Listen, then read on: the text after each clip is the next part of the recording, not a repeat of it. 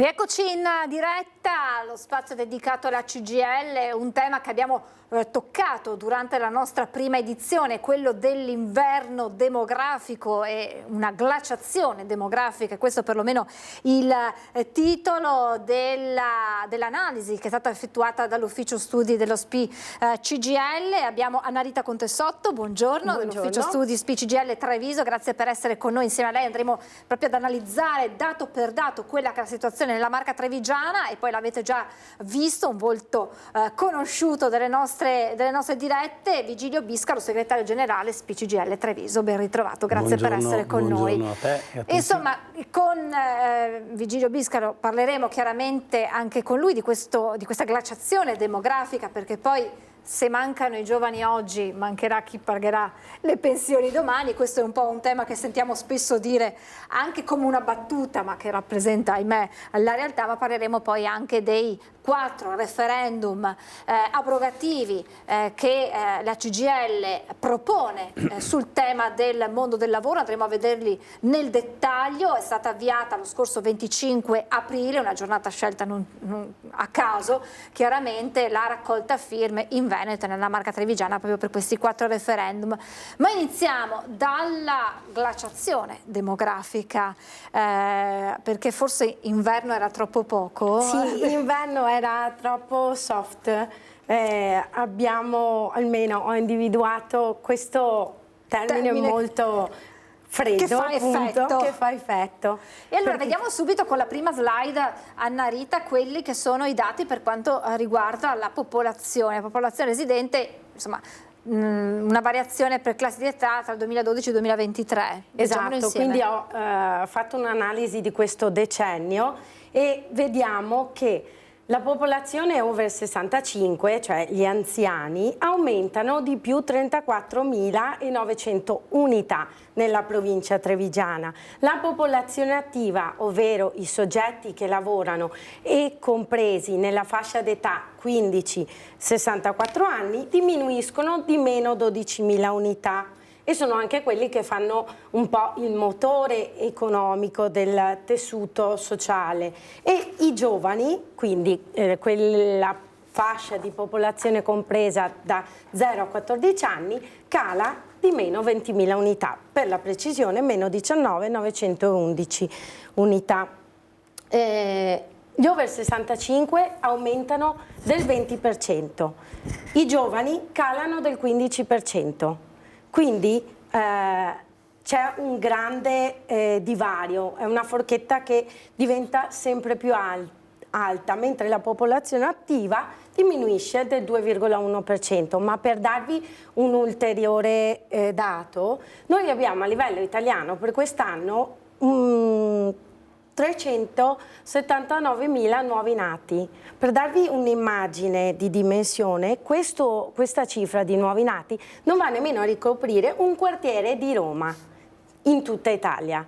Quindi per questo più che inverno si sta veramente congelando il sistema riproduttivo.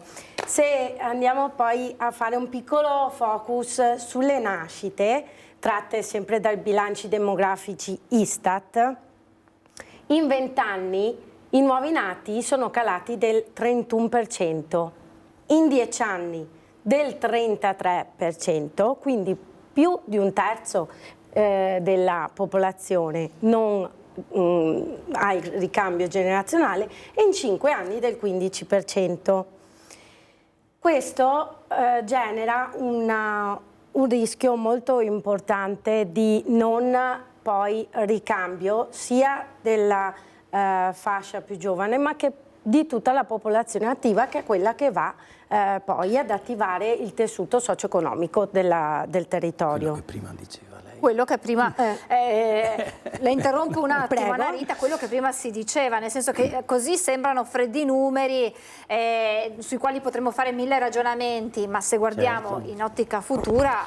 In un'ottica futura questo sta a significare, fuori di metafora, che l'Italia, come tanti altri paesi europei, ha bisogno di una, di una immigrazione che sia controllata, ma abbiamo bisogno, è diventata ormai necessaria questa. E il problema per noi che siamo il sindacato dei pensionati è che guardando al futuro, non guardando a noi stessi, guardando al futuro, il rischio è che il sistema previdenziale pubblico vada in crisi e non riesca più a garantire il pagamento delle pensioni già magre di oggi. Questa è una questione molto importante perché se l'Italia continua così, ci scordiamo i 60 milioni, ce li siamo già scordati. Ormai nel 2023 o inizio 2024, se non ricordo male, correggimi Anna Rita, ma siamo già sotto i 59 milioni. Sì. Se continua questo calo, cioè se continuano a calare i nuovi nati, aumenta la popolazione anziana, con tutte le problematiche della popolazione anziana, ma aumentano anche i problemi invece del sistema economico, che non riuscirà più a essere sostenuto da forza lavoro sufficiente per le imprese. Questa è una cosa che secondo me non solo noi sindacato, ma dovrebbe interessare molto le imprese e la politica. Vogliamo arrivare ad un'Italia di vecchi? Basta non fare nulla, ci arriveremo pian piano. Vogliamo invece, come posso dire, sfidare quello che oggi è, giustamente, come diceva Anna Rita, la glaciazione democratica. Dobbiamo metterci in campo, fare accordi, fare leggi nuove, fare servizi, perché altrimenti questo è il destino. Che ne dicano rispetto a immigrati sì, immigrati no. Oggi le imprese ci dicono che è necessario importare forza lavoro, chiedo scusa di questa espressione, ma è forza lavoro, e questa forza lavoro deve essere formata, deve essere educata rispetto alle nostre esigenze e alla nostra società, seguire le leggi che ci sono in Italia e farli diventare cittadini italiani. C'è poco da fare. Noi non possiamo più pensare che siamo una nazione fatta solo di bianchi, più o meno. 0422 1628 332 numero per intervenire in diretta e fare domande ai nostri ospiti. Anna Rita, torniamo ai dati. Abbiamo visto questo focus sulle nascite, tra l'altro c'è anche un'ulteriore curiosità, mettiamola così, anzi direi due: dal 2007 ad oggi le nascite sono calate di 3.696 unità e poi c'è quel riquadro sui comuni più o meno virtuosi, mettiamola così, insomma, sì, dove ci sono più nati, dove ce ne sono meno. Sì. E difatti ci sono zone che sono già proprio a rischio spopolamento, perché abbiamo solo una componente di popolazione medio anziana. Porto Buffolè ha avuto solo 4 nuovi nati, Cison di Valmarino 11, Monfumo, Segusino, Refrontolo 6 nuovi nati, quindi un po' tutta la zona diciamo collinare, pedemontana, che sono anche zone che, non avendo un ricambio generazionale, quindi nuovi nati, in automatico rischiano un depauperamento anche dei servizi sociosanitari, che possono essere appunto quelli anche asili nido. Certo. E quindi è tutto un territorio che perde la presenza di molti servizi per le famiglie e diventano anche meno attrattivi per quest'ultime. Dall'altra parte abbiamo comuni che ancora diciamo si mantengono attivi dal punto di vista di rinnovo delle generazioni, come Treviso con 546 nati, Montebelluna, Conegliano, diciamo i comuni un po' più popolosi tengono bene, hanno una tenuta buona, ma questo va, come anche diceva Vigilio, ad incidere poi su un equilibrio socio-economico delicatissimo, perché abbiamo una fascia di popolazione sempre più ampia, quella anziana, che è anche quella più bisognosa di servizi da un punto di vista sociosanitario, da un punto di vista anche di rallentamento nello stare al passo con i processi invece sociali ed economici molto veloci, come si sono ad esempio palesati con la pandemia. Ed è però anche quella che deve far fronte alla tenuta di tutto un sistema di welfare, di welfare familiare, perché i nonni, mancando le strutture adeguate nel territorio per sostenere le neofamiglie. Quindi è molto sbilanciato. Infatti in alcune slide successive io ho parlato dell'indice di dipendenza strutturale, che è un dato che ci dice quanto la popolazione inattiva, ovvero studenti e pensionati, pesano, cioè vanno a carico della popolazione attiva, e risulta un dato molto allarmante, perché emerge come sia sbilanciato questo equilibrio e il rischio di squilibrio economico, generazionale e sociale è molto alto. Abbiamo una telefonata in linea, pronto? Buongiorno.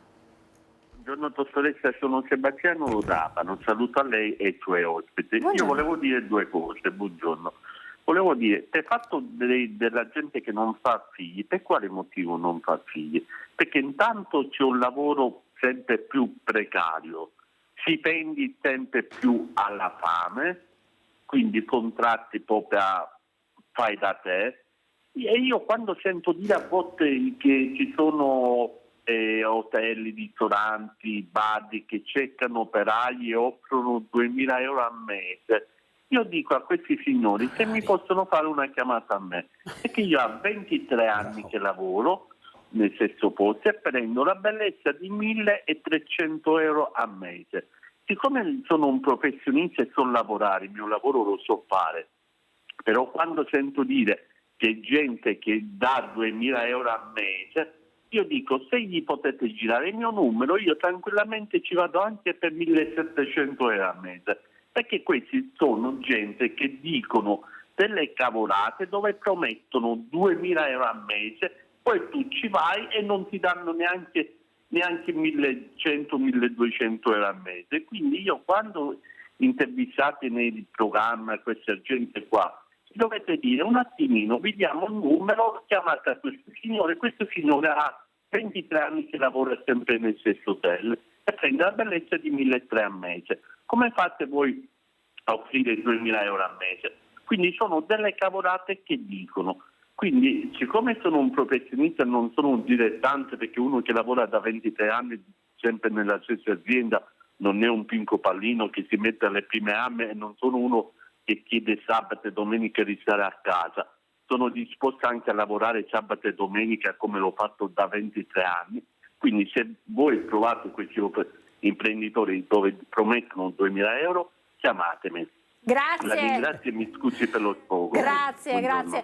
Beh, nello suo sfogo questo signore ha detto una verità, già nella premessa del perché non si fanno figli, ha inquadrato il problema, Vigilio. Certamente. E lo ringrazio questo lavoratore, perché che ne dicano nella vulgata, ecco, anche trevigiana, che non riescono a trovare personale, specialmente nei settori dei servizi, specialmente nei settori del turismo, ma anche del commercio. Io ricordo una battuta del segretario della federazione della Filcams di Treviso, che intervistato mesi fa, disse una cosa chiarissima: pagateli come devono essere pagati e troverete delle persone, perché se è ben vero che ci vuole una formazione per arrivare ad avere la professionalità di questo telespettatore, che ripeto lo ringrazio nuovamente, dopo 23 anni 1.300 euro al mese, è chiaro che se sei monoreddito tu figli non ne fai. È chiaro, questo è il problema, ma è un problema che ci, come posso dire, tramandiamo da tanti anni. E in effetti la questione salariale, come tante altre questioni, sono state al centro e sono ancora al centro delle battaglie, delle manifestazioni che facciamo come CGIL. Non è possibile in 30 anni avere un effetto negativo sul salario, quello netto, rispetto a altri paesi europei che invece hanno avuto il 30, il 28, il 29% di aumento. Questa è una questione. L'altra questione è quella relativa ai servizi, e prima Anna Rita diceva quali servizi servono alle giovani coppie, o se vogliamo alle coppie, perché cambino idea sulla famiglia rispetto ai bambini, rispetto alle nascite. Allora, io parlo da papà, non sono ancora nonno perché le mie figlie non hanno ancora fatto figli. Arriveranno. E capiamo, vedete, bene. Ma io capisco che c'è questa necessità qua. E cioè, se non ho asili nido, se non ho scuole materne pubbliche, adatte e, come posso dire, vicine alla mia residenza, e sulle scuole materne forse a Treviso ci siamo, ma sugli asili nido no. Come faccio io a dire bene con la mia compagna, con il compagno, bene, facciamo un figlio? Come faccio io a insistere sulle giovani coppie quando hanno degli affitti proibitivi, quando la politica della casa è una politica che guarda solo al profitto e non guarda invece alla casa come servizio primario, uno dei servizi primari per poter vivere tranquillamente. E poi c'è tutta la questione, se posso andare avanti, Annarita, un attimo, certo. C'è tutta la questione dei diritti individuali. Cioè, la legislazione italiana è arrivata l'altro ieri a costringere, tra virgolette, il papà a stare a casa 10 giorni perché gli è nato un figlio.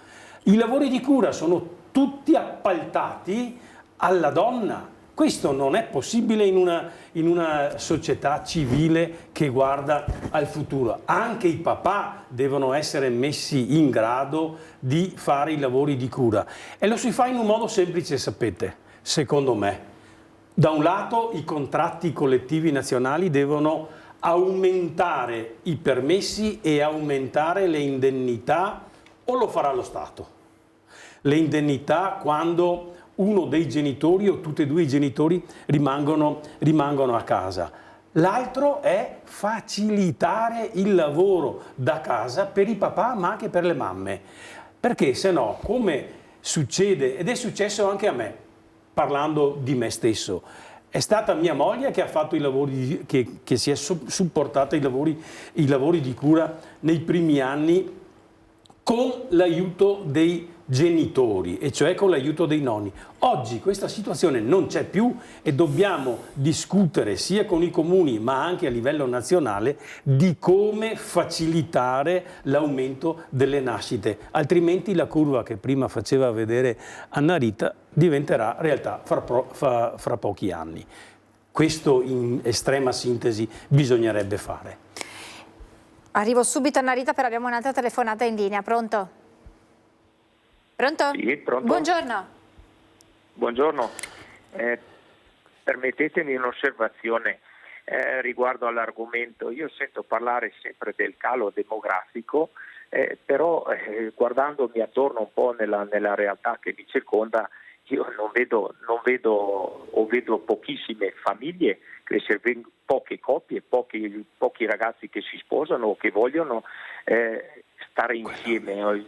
Questo penso è questo il mio pensiero principale. Quello poi i figli arriveranno, ma se non arriviamo neanche a formare le coppie, figuriamoci a fare i figli. Questo è un po' il mio pensiero. Grazie, bisogna Prego. vedere, certo, forse anche all'origine di questa riflessione c'è un problema legato alla situazione lavorativa, nel senso che il far famiglia, il mettere su famiglia, come si suol dire, deve partire poi da una sicurezza forse ormai è difficile avere, però da delle basi anche economiche che diano la certezza poi di garantire un futuro ai propri figli, e quindi è vero, i figli arriveranno, ma anche l'idea di sposarsi o comunque insomma di convivere per una coppia arriva successivamente quando ci sono delle basi economiche. Può essere anche questo, certo. Annarita. Poi se posso, c'è comunque anche una questione di cambiamento di approccio e cambiamento culturale rispetto a questo, perché da una recente indagine è emerso che una percentuale molto rilevante di persone, attorno al 30%, scelgono deliberatamente di non avere figli. Le chiamano child free, cioè libere da bambini. Certo. E questo fa parte di un altro processo che si sta sempre più consolidando, perché viene chiamato come movimento, ma in realtà fa parte già della struttura del territorio, per cui scelgono una vita di coppia, quindi nuclei monofamiliari o bifamiliari, e in Italia sono già al 33%, dove scelgono appunto di proseguire con la loro carriera, perché comunque abbiamo sempre una dimensione di antagonismo ancora carriera e maternità e famiglia, soprattutto direi esclusivamente per la donna, perché poi abbiamo la dimensione dove nel momento in cui si hanno più figli, per forza di cose, il lavoro di cura femminile, si sceglie il part-time, e è un circolo vizioso. Però c'è anche questo approccio qui da tenere in considerazione, quello di una scelta voluta, quella di non avere bambini. Era importante dire anche questo. Io mi fermerei per la pubblicità, così non devo interrompere di nuovo Anna Rita nell'analisi di ulteriori dati, quindi ci fermiamo per la pubblicità, pochi minuti, e poi torniamo a parlare di glaciazione demografica, ma parleremo anche dei referendum della CGIL sul lavoro tra poco.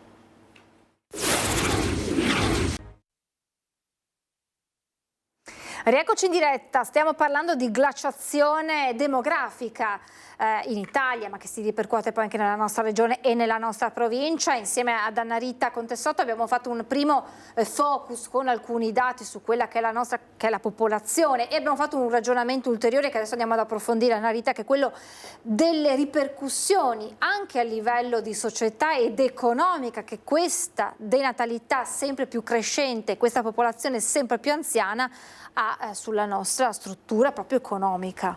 Sì, perché infatti vi riporto alcuni dati sull'indice di dipendenza strutturale, che vi ricordo va a misurare quanto le persone inattive, pensionati e giovani, 0-14 anni, vanno a pesare a carico di chi? Della popolazione attiva.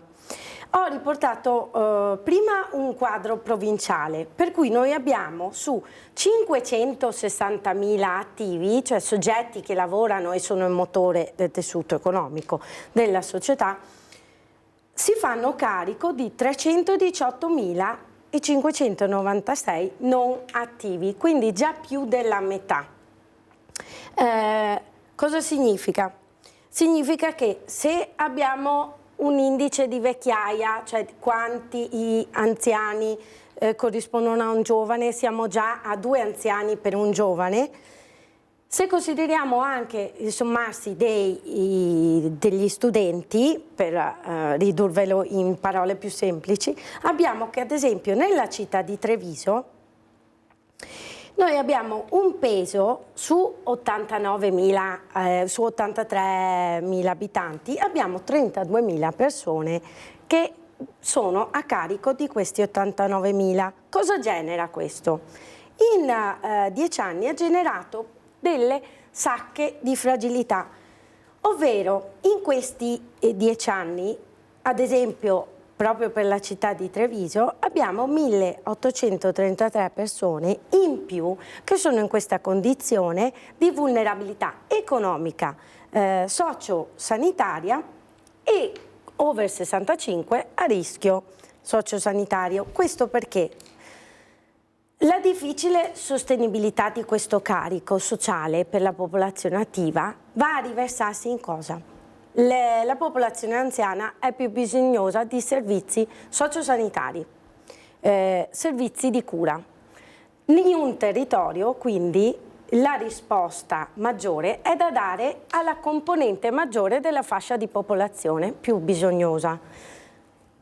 Questo implica che anche i comuni, avendo comunque risorse limitate, per le famiglie, asili nido e giovani investono solo, facendo un'analisi dei bilanci, il 14% di quelle risorse totali dedicate alla spesa sociale, perché il resto va a strutturare un sistema che dia risposta ai molti bisogni e alla complessità del vivere la vecchiaia nel territorio.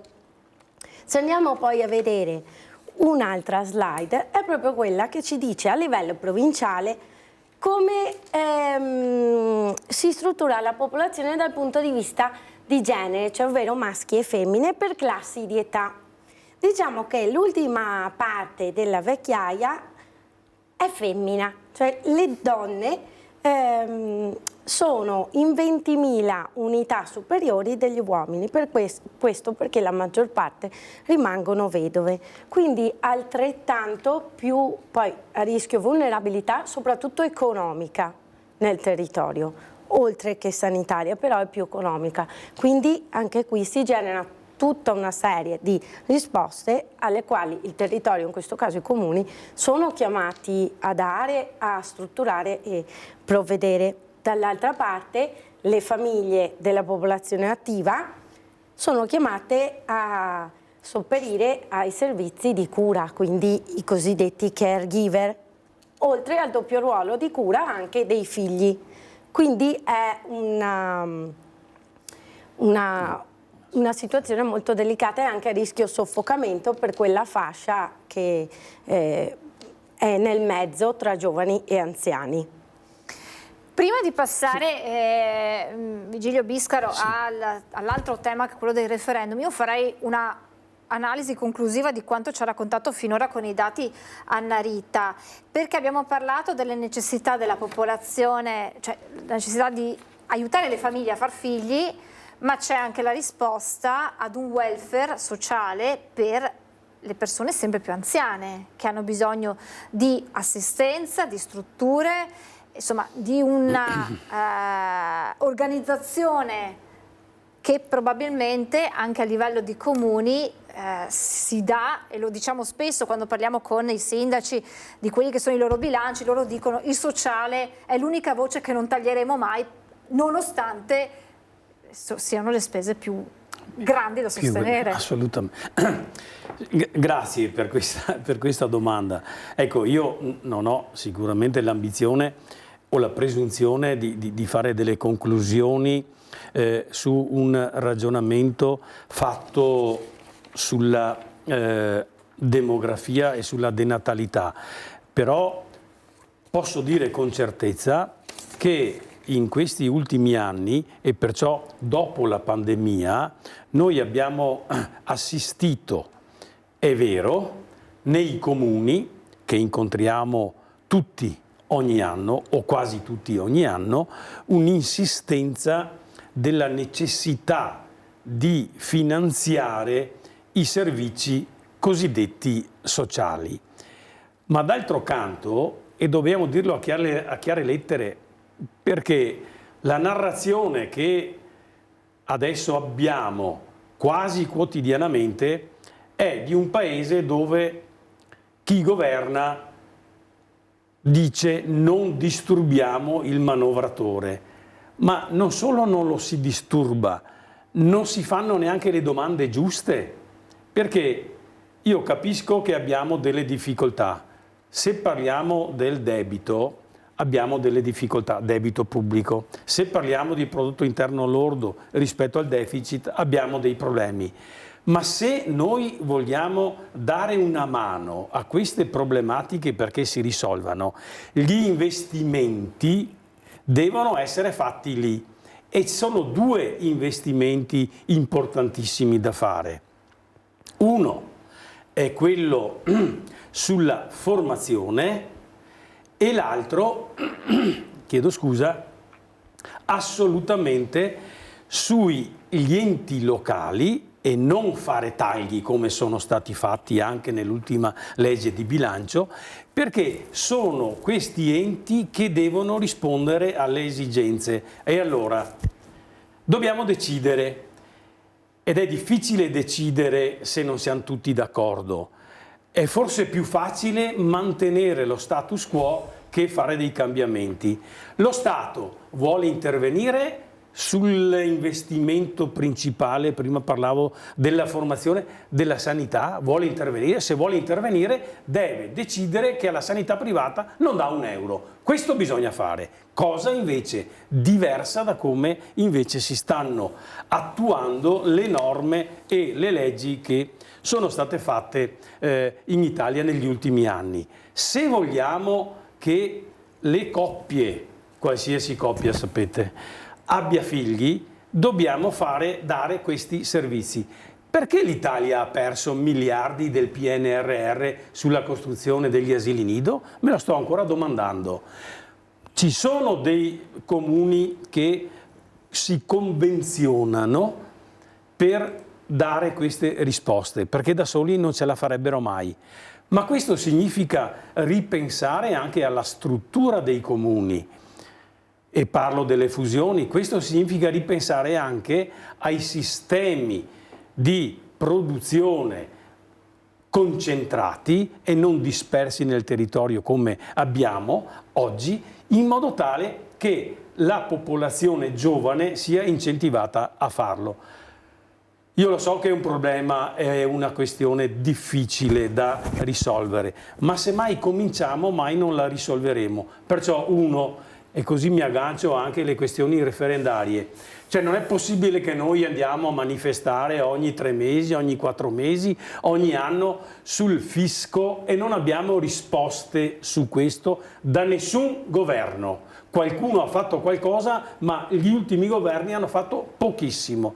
Non è possibile che noi andiamo a manifestare e con i 4 referendum facciamo una battaglia generale per tutti, in modo tale che i vincoli che ci sono adesso nei rapporti di lavoro diventino dei diritti individuali, perché prima il primo intervento me lo ricordo e lo ricordo benissimo adesso a tutti. Se io ho una retribuzione bassa non posso cambiare di segno alla denatalità. Se io ho una retribuzione bassa e ho anche un orario alto, significa che chi mi paga male. Se io non posso dire la mia nelle aziende, non solo quelle grandi, ma quelle piccole, io rischio il licenziamento.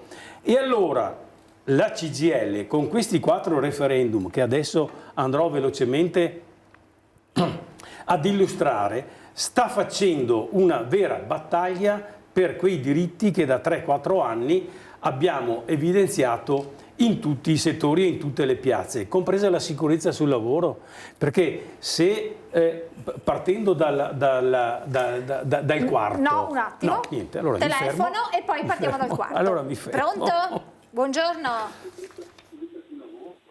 Pronto? Sì, sento un sottofondo ma non sento chi c'è in linea. Pronto, buongiorno. Sì, buongiorno, sì. Prego. Ho già detto che sono da Bagnoli, chiamo da Bagnoli. Prego, signora.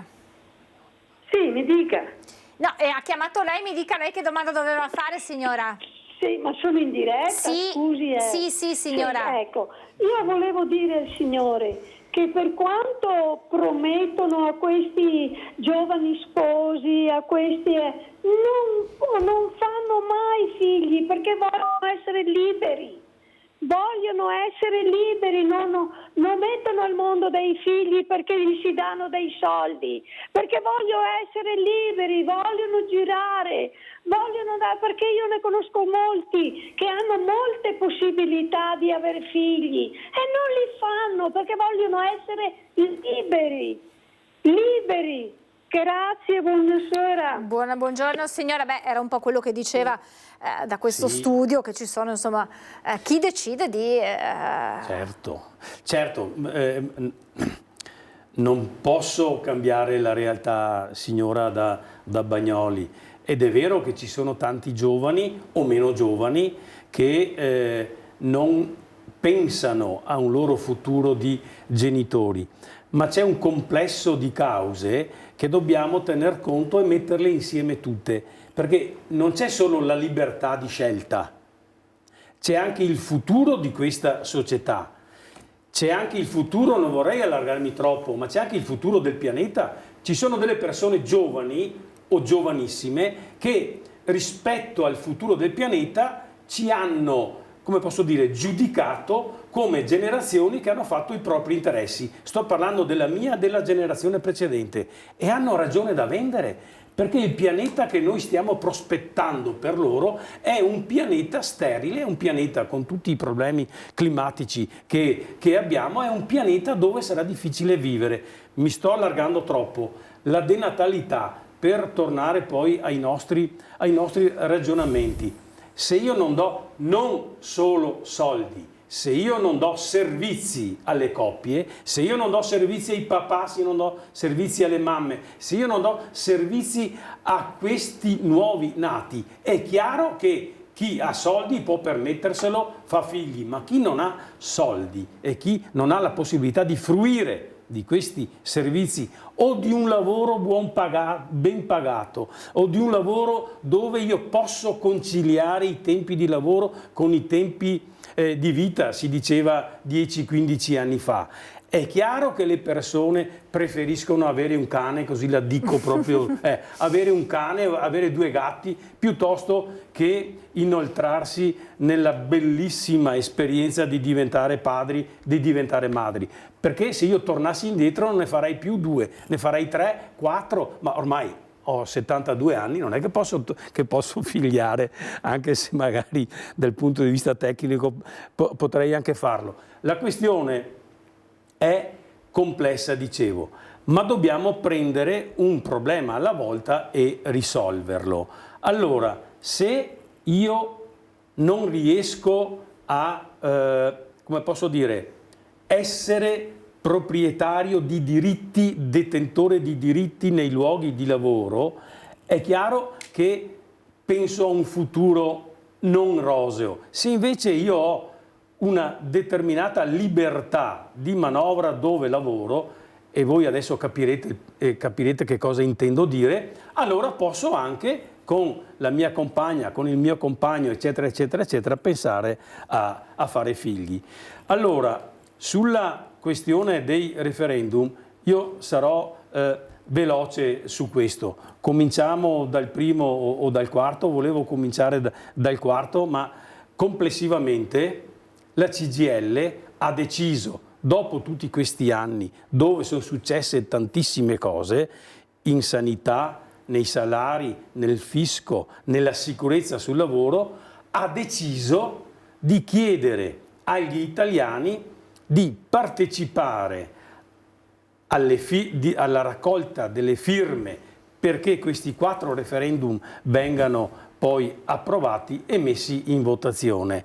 E qui si tratta di una cosa, se volete, semplice, ma politicamente, come posso dire, di difficile gestione, perché le forze politiche su questo non ci hanno dato delle risposte. Perché? Perché negli ultimi anni sul lavoro si sono state fatte delle leggi che hanno tolto dei diritti e non dato dei diritti. L'ultima, così partiamo dall'ultimo, l'ultima è quella riferita agli appalti. La CGIL chiede di abrogare quelle norme che in caso di infortunio sul lavoro negli appalti non danno la sicurezza sulla responsabilità dell'impresa sull'infortunio. Maggio dell'anno scorso il governo attuale ha fatto una norma per la quale le responsabilità in solido, come le definiamo noi, che dovrebbero essere in capo all'azienda che vince l'appalto, con gli appalti a cascata che sono stati fatti da questa nuova norma, noi non riusciamo a trovare il responsabile. Perciò noi diciamo abroghiamo queste norme che sono state fatte per far sì che la responsabilità civile delle imprese venga in capo a chi ha vinto l'appalto. Io vinco l'appalto, anche se do in subappalto il lavoro che devo fare io sono responsabile degli infortuni. Questa è una cosa, sembra piccola, ma rispetto a tutte le morti sul lavoro che ci sono state, anche le ultime, perché nessuno ha impedito a questi di entrare lì a Roma nella rete fognaria e non avevano neanche le mascherine? Io credo che non siamo mica dei deficienti noi lavoratori, è perché probabilmente l'azienda che stava facendo quel lavoro là era pressata dal fare in fretta e non da rispettare le norme sulla sicurezza. Questo è uno dei quattro referendum. I primi due, se vogliamo andare con la prima slide, e ti ringrazio, forse là non appare, il primo e il secondo referendum chiedono di abrogare le norme che sono state fatte in Italia dai primi anni 90 fino al 2015, che impediscono il reintegro al lavoro in caso di licenziamenti illegittimi. Apriti cielo su questo, perché la Confindustria, i partiti dicono non bisogna guardare al passato, bisogna guardare avanti. Bene, io chiedo a chi pensa di, come posso dire, superare queste questioni solo dal punto di vista contrattuale. Se io vengo licenziato illegittimamente, dal 1970 in poi venivo reintegrato, oppure decidevo io se andarmene con una indennità, ma non era il datore di lavoro che decideva, non era un giudice che decideva come può decidere adesso, era il lavoratore che decideva: siccome mi hai mandato via, bene, mi dai quello che mi spetta dalla legge e me ne vado. Guardate che sto parlando di licenziamenti illegittimi, non sto parlando di licenziamenti per giusta causa. Questo dobbiamo capire, e perciò i cittadini devono capire che stiamo dando una mano ai giovani, stiamo dando una mano a chi oggi lavora a tempo indeterminato e se viene licenziato illegittimamente, oggi come oggi, ha solo una risposta monetaria, ma deve uscire dall'azienda. E il secondo quesito, che questo è importante perché in Italia noi abbiamo lo Statuto dei diritti dei lavoratori che tutela i lavoratori delle aziende sopra i 15 dipendenti. Benissimo, qui nel tempo sono state fatte delle norme che dicono: anche se ho un licenziamento illegittimo nelle piccole aziende, ti do un tot, 6 mesi circa, di indennità e te ne vai. Bene, la Corte Costituzionale è intervenuta su questa normativa per dire: guardate che non va bene. E perciò noi, facilitando questo lavoro, aiutati da queste sentenze della Corte Costituzionale, diciamo: indipendentemente dal numero dei dipendenti, tu, se vieni licenziato nelle piccole aziende, sosterrai con l'azione vertenziale una vertenza con il datore di lavoro e non ci saranno più le 6 mensilità, ma potrebbero diventare anche 24, perché il giudice giudicherà la situazione di quell'azienda, di quella persona e del contesto dove questa azienda c'è, per dare una risposta migliore. L'altra, e qui da ex sindacalista di settori dove sta roba qua veniva utilizzata proprio a mani libere, a mani basse, noi chiediamo di abrogare, il terzo quesito, le norme che hanno liberalizzato, come si vede bene nella slide, l'utilizzo del lavoro a termine.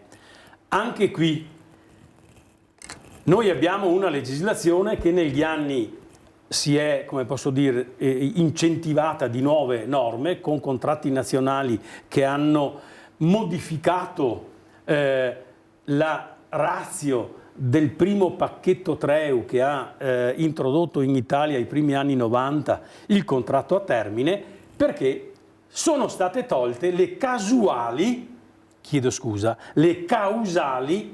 per le quali il contratto a termine veniva come posso dire, ad interessare un certo numero di persone nelle aziende.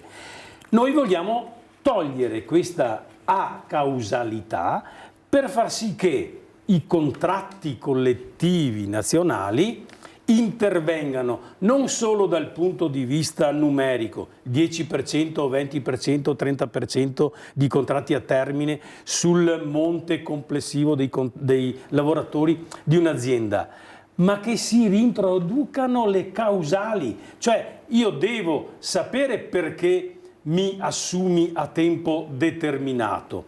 Io devo sapere che quando avrò finito il contratto a tempo determinato potrò avere altre soluzioni. Se invece tutto sta in mano, come oggi sta in mano per i contratti non superiori ai 12 mesi, sta in mano all'azienda.